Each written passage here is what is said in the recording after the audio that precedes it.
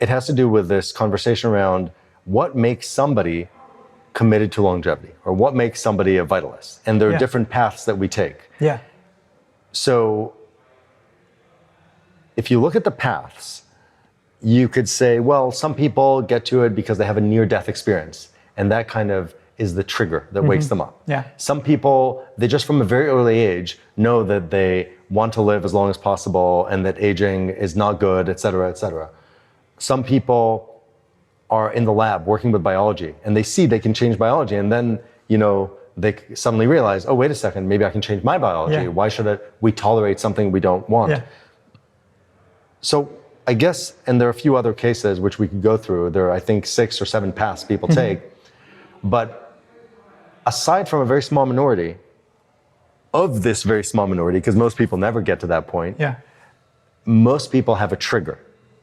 And that trigger is often some sort of event or moment that causes them to reevaluate priorities and commit to something which is really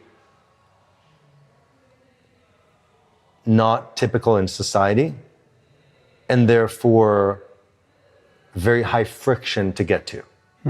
And so I'd say that's the main issue, right? Like, how do you, when we look at that friction, how would we break it apart? So what is it composed of? So you're sitting there, you realize longevity is important. Yeah. You don't want to age and die. You think it's not good. You don't want your loved ones to age and die. And yet you haven't activated, right? And if you think about it kind of like as a chemical reaction, you have the activation level and the activation potential, and you need to cross that threshold to get over it and get active, right? Just like a reaction. And so what are the components that might block you in that barrier? I think one is it's so big that you don't know where to start. And it's very hard to get information about this that's credible.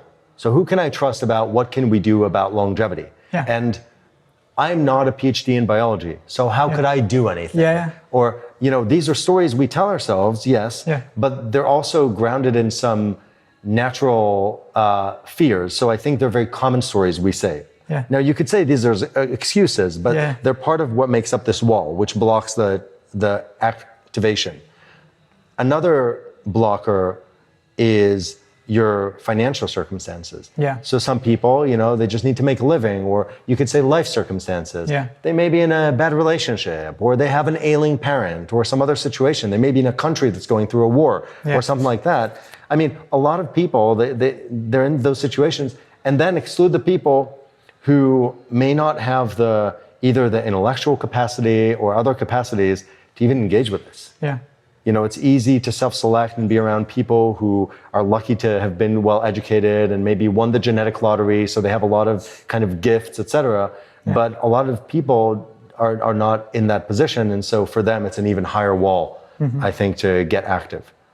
So those are what I think were the things that held me back until this COVID situation.